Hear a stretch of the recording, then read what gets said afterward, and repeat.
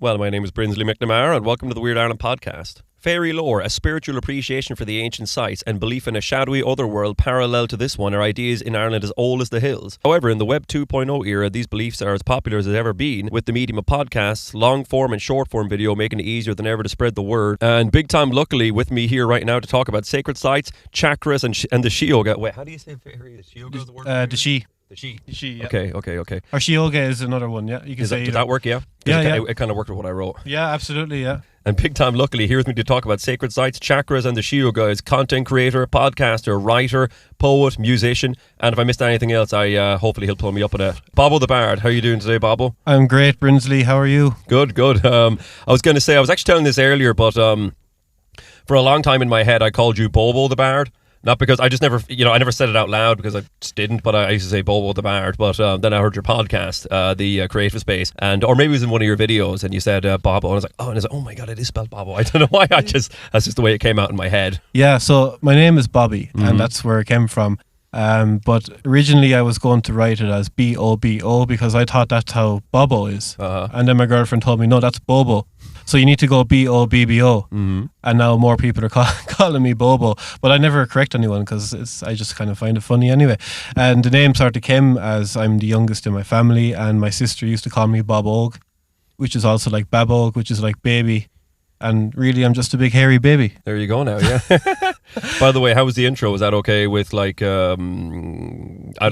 yourself or all that kind of thing? Yeah, no, you hit the nail on the head there. I don't think you missed anything either. Okay, good. It's an ongoing list as well because I'm looking to get into stone carving next. So next time, if we're ever on a podcast again, hopefully stone carver will be on the intro as well. Where are you looking in to do that actually? There's places around Clare you can learn that. I'd have no doubt, yeah. The Burn is one that's definitely has courses there, but with many of the creative stuff that I do, I'm just going to get a stone carving kit and sort of teach myself and see what happens out of it. But then if I'm going to get more serious about it, I might do a course in it as well. Just, I suppose, going around to all the stone circles and dolmens and the likes, I'm kind of getting lots of inspiration of Neolithic artwork with spires and things, and I kind of want to make my own, sort of put a modern twist on it, which is sort of like what I'm doing with a lot of things. I wouldn't consider myself a bard in the traditional sense, but definitely like a neo-bard.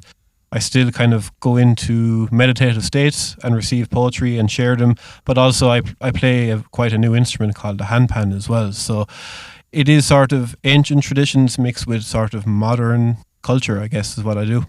Groovy. I mean, going with that, let's rewind to earlier this year. Well, I don't know when this is going to come out, but in early 2024, I was on TikTok and I got tagged in one of your videos of the pigs of Tulla, and that's where I first became aware of you. But when exactly, and since then, I mean, afterwards in particular, you really took off. But you're always very determined. You're always posting videos. Even before, there was some particular ones where you took off very, very big at one point. But even before that, you were very determined to get there at some point, And but when did you begin, or like how did you begin making videos, making content for online? Yeah, I guess so. I always wanted to do something a bit different with my time. I was in a normal job, 9 to 5. I just wasn't feeling like I was getting fulfillment out of anything occupational wise, so I always wanted to branch off into something more creative, but I never had confidence to actually make videos. So yeah, when did it all start? I guess I always wanted to do something a bit different with my time and occupation. I was never really getting much fulfillment out of the normal 9 to 5, no matter what it was. I went through plenty of them jobs, so I always felt like surely there's something else I could do, but I never had much confidence to start posting on social media or anything like that. It wasn't until after I did some psilocybin mushroom ceremonies in which that it kind of eliminated a lot of that fear. And then when I moved, I went traveling Southeast Asia. Around this time last September in 2023, we left for 6 months, and I started posting videos then because I was outside of Ireland. I was using a Thai SIM card, so I didn't even have any engagement from Ireland, but what it allowed me to do was sort of build confidence in talking to a camera and editing and different things like that. So when I came back to Ireland in March of 2024, I remember it was on the 1st of March and it was snowing, and I just sort of said, I'm going to give this my best shot and start posting consistently. I didn't really have much idea what was going to come out of it. I just wanted to do it. But I had about 800 followers then, and to this date, in November of the same year, I have over 65,000. So I think there's a few things to the formula. First, there's consistency, but also it's about if you actually enjoy the content you're making, because the enjoyment will resonate and other people will pick up on that and they will receive it well. And then I suppose when it really took off is when I went to Pat Noon's Fairy Field in Galway. And I had heard about Pat Noon before, and I had heard about his field before. I think I had like 8,000 followers when I went there, and then by the time I had posted videos about him, it was up into 20-something thousand followers. That's what really started to make it take off, because I got a lot more American followers from that. And I suppose it's a bit different. It's a bit out there to be talking about fairies, and in commune with fairies. And I would have expected to get a lot more hate and abuse from such a thing, but people, to my surprise, actually loved that content and they really resonated with it, and other people have had a similar experience about it. So yeah, I just do what I enjoy, and I don't really have much strategy to it, whereas it might seem like I do, but I don't. How would you describe your type of content? What are your videos about? Spirituality was the initial thing, so it would be about manifestation, it would be about mental health, it would be about creativity, and sort of just anything else that comes under that umbrella. So then naturally, being from Ireland and actually moving away from Ireland, I found a much more appreciation for ancient sites and the energies that they have. So my content will be about spirituality, ancient Celtic sacred sites like stone circles, dolmens, wedge tombs, holy wells, and then about poetry and music as well, because I write a lot of poems and I incorporate that with the handpan. So those three things, the poetry, music, sacred sites, spirituality, that would be my content. And then that kind of ties into the role of a bard. Right, and like what drew you to these particular topics? Was it something you're always interested in growing up, or is it a more recent thing? I was always interested in them, but more interested in just spending time at them. Never really had too much interest in the history or the energy of the places. Again, it was actually when I left Ireland and I went to Thailand for 6 months, I found myself researching more about Irish mythology than the spirituality of Thailand or anything. I was going there looking for a spiritual experience, and I looked around and I could see all these amazing Buddhist temples, and I just thought, why don't we have something like that in Ireland? Like, not churches, but the earlier core of the spirituality of the land. Why don't we have Celtic temples? And then I figured out we do. It's just that they're outside. There's no structure. There's no roof to them. They're stone circles, and they're dolmens, and they're lakes, and they're rivers, and they're ancient woodlands is what our temples are. And that was kind of the whole idea of paganism, is that paganism is nearly worship of nature and giving reverence to Mother Earth. So then to take someone out of that and put him into a church or into a building is sort of disconnecting from nature. So yeah, that's what I figured out, is like you have these amazing Buddhist temples in Asia, but then our version of that is nature. By the way, I'd like to remark, the listener might not appreciate this, but we're having a slightly atypical podcast, because we're sitting in Bobbo's car in Supermacs carpark recording this. And so that the audio doesn't like bleed into each other, we're like looking straight ahead instead of like at each other. But it's working out pretty fine, I think. Yeah. What was the growing up, or at one point when you first became interested in sacred sites and the energy surrounding them? What was the early one that inspired you, or was there one like that? When I was really young, I used to play in a hawthorn tree, and kids have wild imaginations, but even as an adult, I have quite a wild imagination. And I remember I had this stick, and I used to be playing with it, but I used to be imagining elements coming out of it, like fire, water, or air, or the earth. And this is before I ever watched Avatar: The Last Airbender, by the way. So This is something that I was sort of already kind of messing around with. I wasn't actually inside looking at TV about these things. I was outside in nature on my own doing this myself. And then in that hawthorn tree, I had a group of imaginary friends, and they would have been sort of what people would consider fairies. So then to go back to my parents and say, oh yeah, I was just playing with my friends up in the hawthorn tree, and they'd be like, what are you on about? And then you'd say it in school, and teachers would be like, no, that's just your imagination. So that kind of starts to suppress the imagination, and going into a system such as a school, it kind of suppresses creativity. And because I'm naturally very creative and naturally very imaginative, that suppression gave me a lot of depression and anxiety, because I didn't know what to do with that energy within me. So then fast forward until now, I just said I'm sick of not being fully expressive or exploring my ideas. And I just kind of made a pact with myself to sort of be open to these things a bit more. And once I became more open, things started happening, and I'm not really questioning it as a childlike imagination anymore, because I'm sober, I'm in a sober state, a sober mind, and I'm experiencing things that I would have only imagined would be able to experience on hallucinogenic mushrooms. So when I was going around to these sacred sites and I started to literally see the energy coming up off the place, the more time I spend there. So to answer your question, originally when I was a child I would have had this connection, I lost the connection, and it was through healing myself I kind of refound that connection again. Wow, I was I was interviewing some paranormal investigators not long ago, and one of them mentioned seemingly children. Now she wasn't talking about, she was talking about ghosts or spirits in this particular instance. So I don't know if it's exactly the same thing, but she talked about kids are able to see them a lot better, that kind of thing. But adults will discourage them, saying no, there's nothing there, and that's when they lose it. So maybe it's I don't know. It's an idea I've heard other people say it too. You know. Yeah, no, it's a common thing. It's about your belief systems, and kids when they come into this earth, they're naturally more conscious. I mean conscious as in a kind of a spiritually connected sense, because they're sort of fresher from the source, fresher from the spiritual realms. Their belief system isn't tampered with, so they have this open-mindedness about them. And then it's sort of, it goes back to sort of school and authority figures changing belief systems of kids and kind of molding them into the system is where a lot of kids would lose that. And I suppose if you look at some children who never went to these places, who are homeschooled by maybe what you call hippie parents, their imagination and their mind would still be very much open to these sort of things. So it's a common theme I've heard about as well. What's the significance of a hawthorn tree exactly? In because that was where you so the hawthorn trees, you'll always find them at fairy forts, and you'll find them all over. They're in our hedgerows, but you'll often see a standalone hawthorn tree in a farmer's field because they are sacred to the land. They are the trees of the She, and they also have this amazing heart medicine. But you'd hear loads of stories of people who might have cut down a hawthorn tree, and next thing all of their cattle are sick, or next thing they lose a child, or there's countless stories about that. So people also call them fairy bushes, and they are the ones you'll see most common around fairy forts. And then the hawthorn tree's medicine is actually good to regulate your heart, whether it's high or low blood pressure.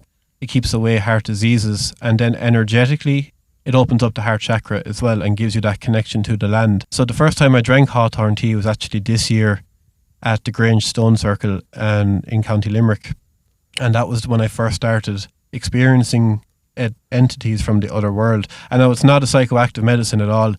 It was just, I suppose, a catalyst to open my heart and have that connection to the land. Again, the hawthorn tree would have been very famous for people having, bad things happen to them afterwards. Not so much in hedgerows, but you never want to touch a standalone hawthorn tree. They're also used, back years ago, they would have buried unbaptized children underneath a hawthorn tree because they knew people wouldn't go and tamper with the tree, so they buried them there, or in fairy forts called Killinis.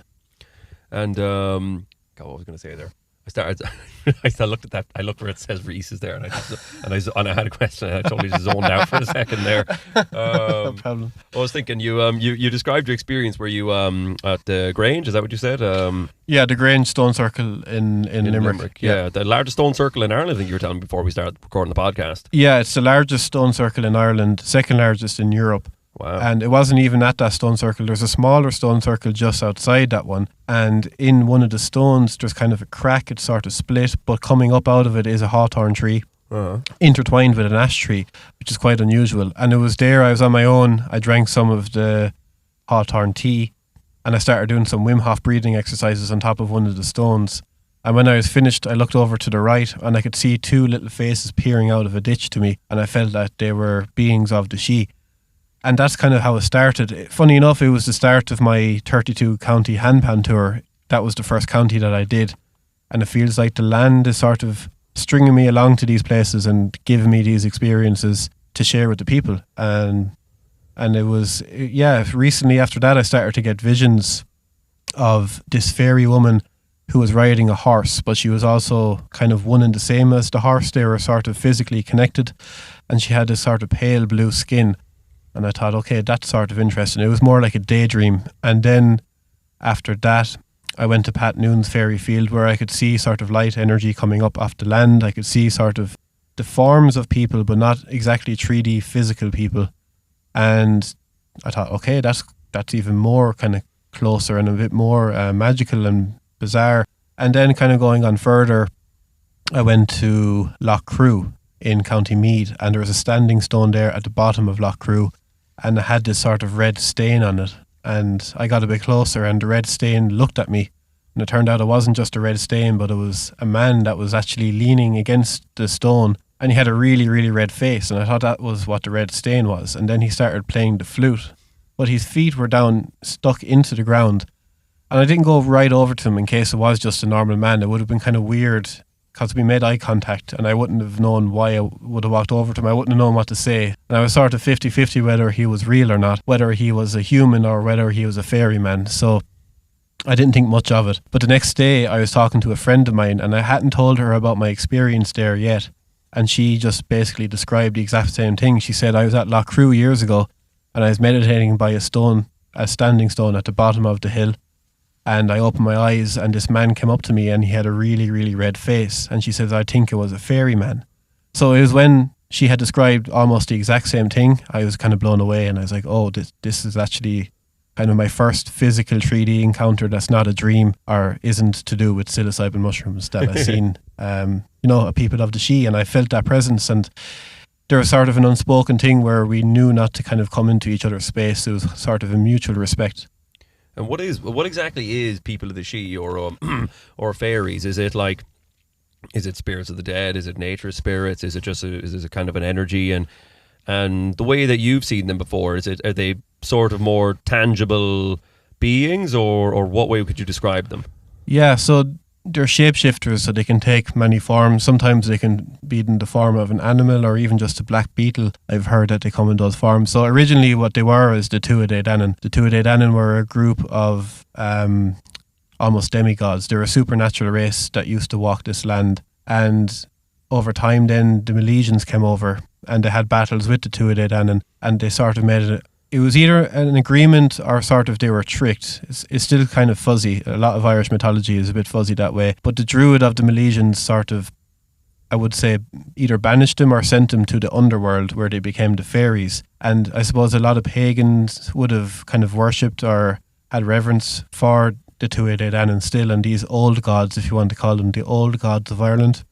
And then early Christianity came along, or more specifically probably Roman Catholic Church came along, and they turned these mythology stories into fairy tales and fairy stories. So they sort of downsized the Tuatha Danann to fairies, and that's when they became the little people. And again, yeah, I would say they're spirits of the land. They're sort of ancestral spirits of the land.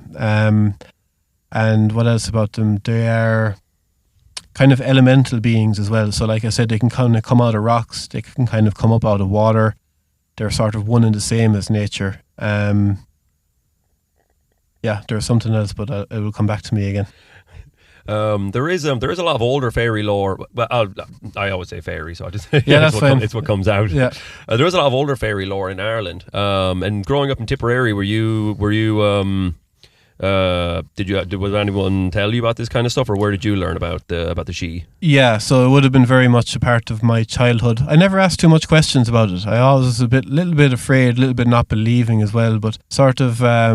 So my grandfather had a ring fort on his land, a fairy fort on his land, and we'd be down in the field sometimes, and it'd be getting dark, a bit like it is now. It'd be getting dark, and he'd look at me and he'd go, "We better get out now before the boys come out."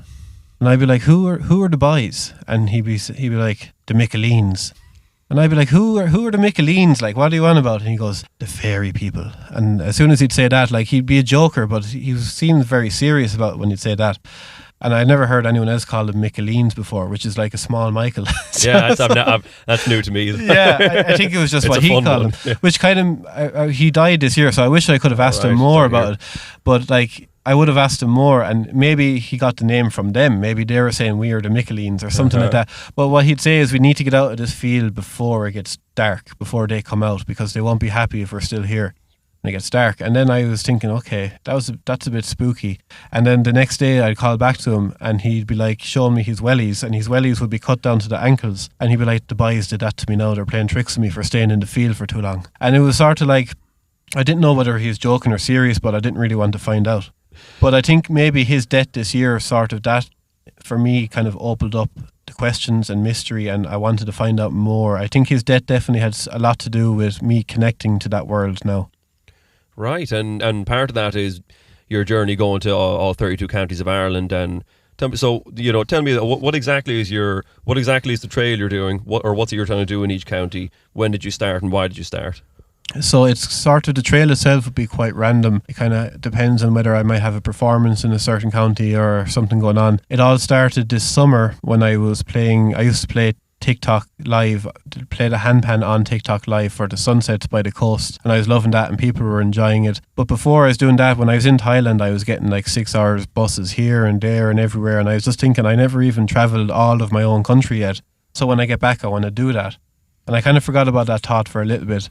But when I was playing on the live streams, there was a guy called Megalithic Ted, and he just suggested maybe you should go to every county in Ireland to play handpan music.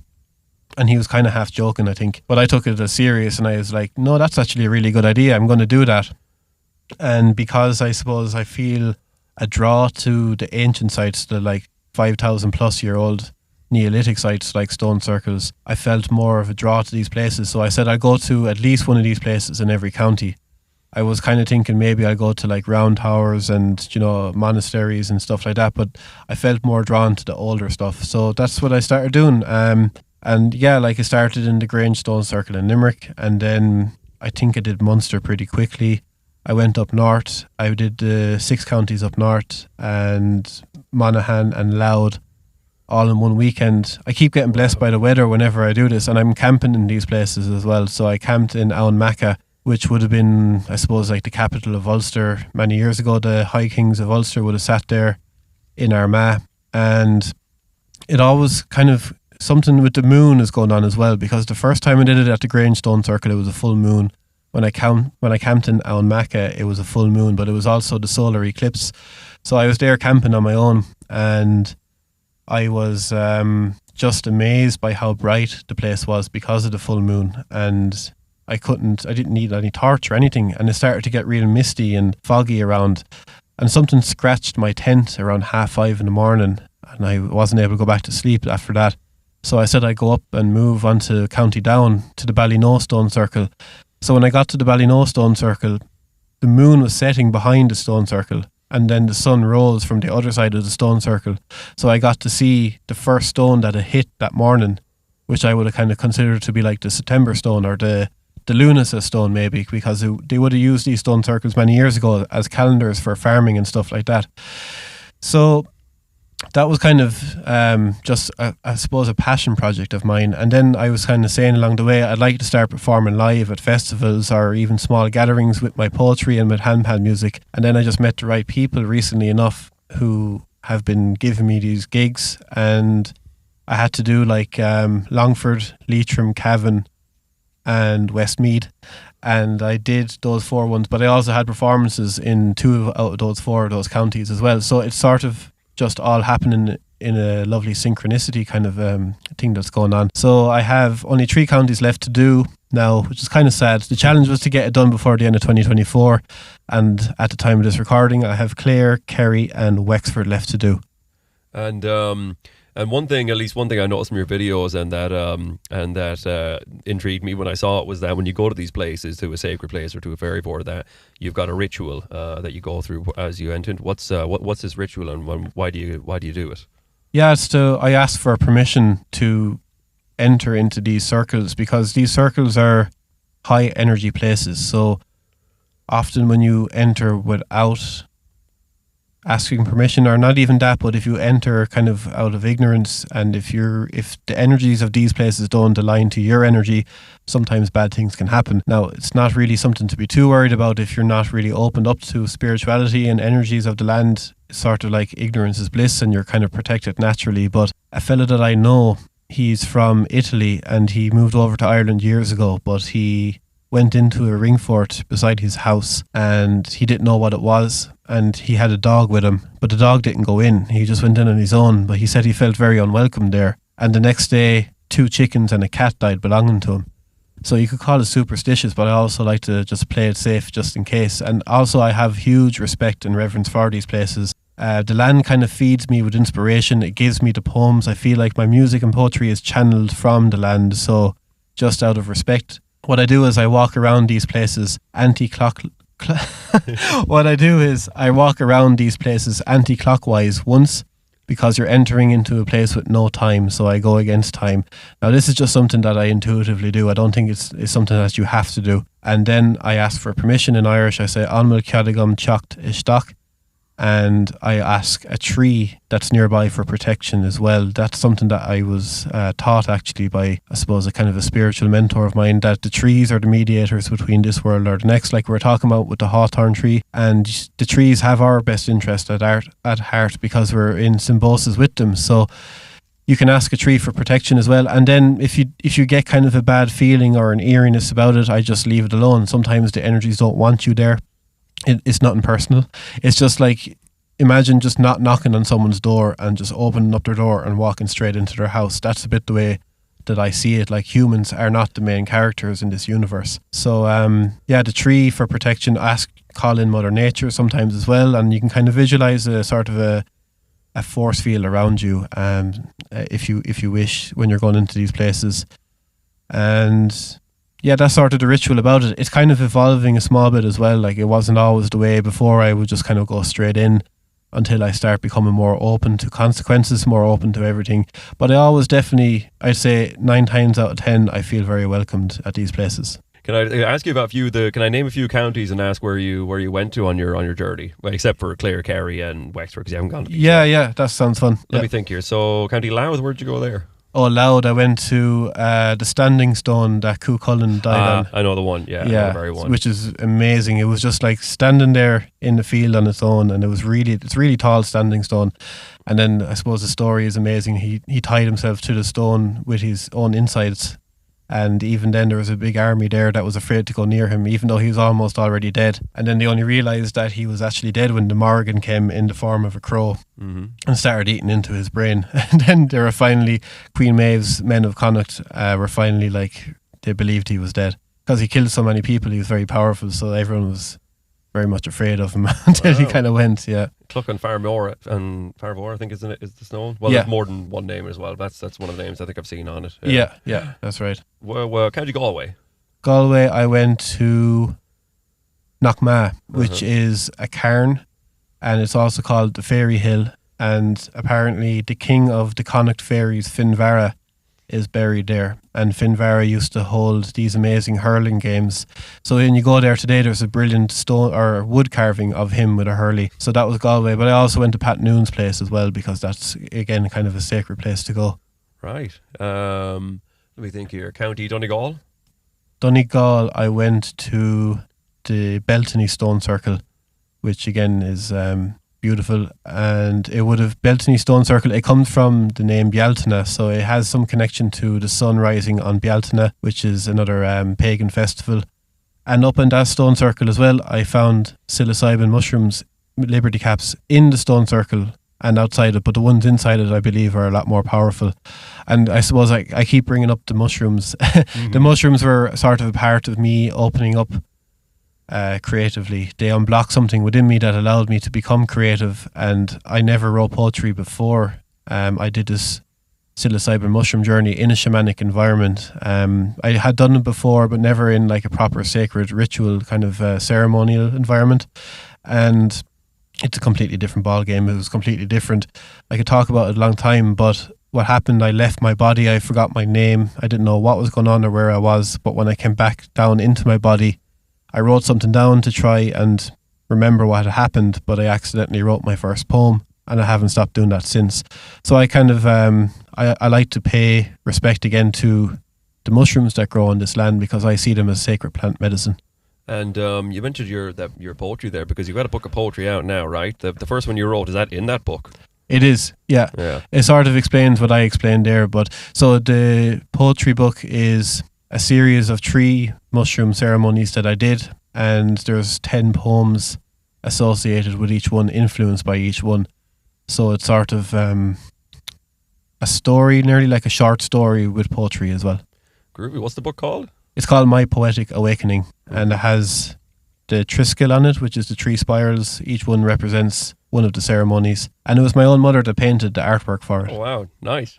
I mean, this year you've been crazy, like busy. You've been doing the short form video, you know, TikTok, Instagram, TikToks and Instagram reels. You've got your book out, your book of poetry. But also this year, I wanted to ask you about your podcast, The Creative Space. When did you start that podcast?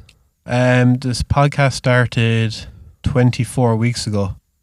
Whatever date that was. I only know because I'm on episode 24 and I do one every week. Yeah. So it's relatively new as well. The podcast is sort of, because of the short form content, there's only so much I can speak about in it, because you're talking about like 2 minutes maybe max in the videos. So I wanted to make a podcast to give more insight into that, have some guests on as well, and also at the end of every episode I do a poem based on that episode as well. The podcast is called The Creative Space. So yeah, it feels like I've been kind of very busy doing lots of this, lots going on, but at the same time it kind of feels like I'm only starting, which I am as well. And it doesn't really feel like work or effort, because I keep getting, I suppose, ideas for making videos, and I keep getting ideas for podcasting. So I'm never really trying to sit there thinking of what I do. It's more a case of I don't have enough time to express all the things that's going on, which is a good complaint. Yeah, when you put it that way. I mean, what kind of guests have you had on your podcast so far? Or it's not always guests, no? It's mostly me talking about certain things, but I've had 3 guests on as well. So the first one was Bertie Brosnan, who is, I suppose he'd be more into historian, Irish mythology, screenplay writer and actor himself as well. He's got a novel out of Brian Boru as well. And yeah, so Bertie was the first one. Then I had on David Keown, aka Indiana Stones, who is responsible for the revival of the ancient tradition of stone lifting in Ireland. He used to lift weights for Ireland with kettlebells. And then most recently I had Diarmuid Ling on, who is an ex-Wexford county hurler. And now he holds men's circles and does wild hurling, like kind of barefoot on the beach or at festivals. And he sort of brings back the origins of hurling in a way, outside of the GAA. So that's the kind of, I suppose, team of guests that I have. They're sort of in the same field as what I do, a bit like yourself, and just anyone who's sort of interested in spirituality, Irish stories, Irish myth, or anything like that. I do sort of feel more comfortable so I record my podcast in a walk-in wardrobe. And I just kind of like going in because of the acoustics, but also it's sort of like my creative space. That's the name of it. But I feel kind of quite relaxed, and I'm able to go into sort of a flow state for the podcast. I do really enjoy having guests on as well, but I like making it either way. Would you consider yourself a preserver or a custodian of like Irish heritage or culture or that? Yeah, I think so. Definitely the ancient Irish culture. I kind of feel in a way that I'm nearly like a bridge between this world and the other world at times. Like I can bring insights or spiritual wisdom from that world and share it with other people. But definitely what ties into the preservation of these traditions or stories is the preservation of biodiversity, because a lot of these stories are there to protect biodiversity. For example, our hawthorn trees, the hedgerows for that have so much creatures inside, from birds to rabbits to whatever, and you don't want a hawthorn tree to die out like the ash dieback almost killed the ash. If that was to happen, it would be terrible for biodiversity in Ireland, and I think that's why the stories are there, to kind of protect that.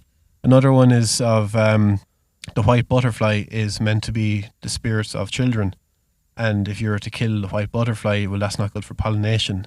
And then there's also stories of Bridget's fog. The fog that comes in spring is Bridget sending her bees back to do pollination. So every time there's a folklore tale, there's usually biodiversity lingering around there somewhere. So I think that's something that's close to my heart as well, is to protect the sort of native Irish wildness that we have, any little bit of it that's left. I was going to ask you, Bobbo, what things inspire you or influence you in what you're doing now, or even if it's like other creative people, like, you know, if there were any influences to you, or if it's something outside of that. Yeah, I think for me, what keeps me going creatively is that expression is the opposite of depression. So I came from such a very dark place where I wasn't in a good place mentally. And and at that time I was looking for some sort of creative outlet. I just didn't know what it was. And then when I started to get inspired and given ideas by what feels like a higher self or something else, to keep that flow going is what keeps me alive in a way. And I feel like to honor wherever this inspiration is coming from is kind of honoring yourself. And I feel like if I don't act creatively on these things, that the energy of it might stop. So I never want that to happen because I love what I do and it's a beautiful thing. And then in terms of people, what inspire me is musicians like Cormac Begley, who plays the concertina, but also he's after kind of breaking the mold with it, and he kind of plays it in a way that's sort of, I suppose, new, and it sort of ties into evolution of Irish trad almost. And then in terms of the podcasting, for sure, Blind By is a huge inspiration of mine. And then with the storytelling that I do, I like Eddie Lenihan. And then I suppose to kind of share and protect and share stories and to be a protector of these ancient ways, I kind of look to Pat Noon for a lot of inspiration in that sense. Not that I'm copying them, but I definitely feel like what I'm doing is almost a blend of those three. And it's funny with Eddie and Pat, because Eddie and Pat have very different belief systems. Eddie Lenihan would be very much like, oh, stay away from the fairies, don't be getting them near you, only bad things will happen. But he's also great at sharing their stories. And then Pat would be like more for drawing them in and dancing with them and having parties with them. And it's funny because I asked Pat, did Eddie ever call to his place? And he's like, no, he never came here and I never went there. So it's sort of like a yin-yang sort of a thing between these two sort of, I suppose, what I would consider elders, you know. So yeah, I think just as well, just the passion and joy of actually creating something and going into flow state, that's the feeling that I love the most. Actually, I want to ask you, I totally forgot to mention this because you mentioned already about playing the handpan on Sacred Sites, and I kind of just took for granted that everyone, would know what that is or that. But a handpan, what instrument is that? How did you get into playing it? Because even I see it as like your signature, your kind of signature part of your videos, or even your podcast. It's the background music in your podcast too. Yeah. So a handpan is like a steel drum. It's a bit like the Caribbean steel drum, but instead of going in the way, it goes out the way. It's in the shape of a UFO, and it was made in Switzerland in the year 2000. The version of it that we know now. And originally it was called the hang drum. And it was called the hang drum because if you wanted one, you had to go over to Switzerland to this only person who made it, and you had to hang with him for 2 weeks while he made it for you. The sound of it is kind of ethereal. The best way to describe it, it feels again like it's sort of more ancient, but as we know, it was only invented in Ireland, or in this world in the year 2000. However, I was speaking to someone who reckons that they came from the Lemurian civilization, which is an ancient civilization, a bit like Atlantis, and that's where they come from, and they kind of manifested into this world today. It's funny, I was playing at in Cavan, and I was just kind of messing. And I was playing it, and I told the people that it was a UFO, and it was my lift home later on. And there was a guy that came up to me afterwards, and he was saying how basically like how he's an extraterrestrial, how I'm an extraterrestrial, and how we're kind of going through the darkness of this earth and finding our way back home. And he said it's no coincidence that I'm playing music on something that is like a UFO. Now you can make of that what you will or take it with a pinch of salt, but it is a very healing sound. And I feel when I'm playing it in places that might have had trauma attached to them or dark energies around them, like a lot of ring forts or holy wells would have, I feel like the energy is cleansed after playing the handpan, because with spirits and with energies that you cannot see, music and sound is an extremely powerful thing. And it's sort of like sound is like a vessel for the soul to travel. It's a bit like keening. Years ago in Ireland, you'd have keeners who would scream and kind of cry in a song. And I think it helps with grief, yes, but also I think it helps the soul of the person who's dead to move on. So I feel like with the unseen energies at these places, the handpan resonates with that very well. Would you mind if I, because I actually have some recording of you playing it on my phone, if I inserted that into the podcast right now? Go for it. Yeah.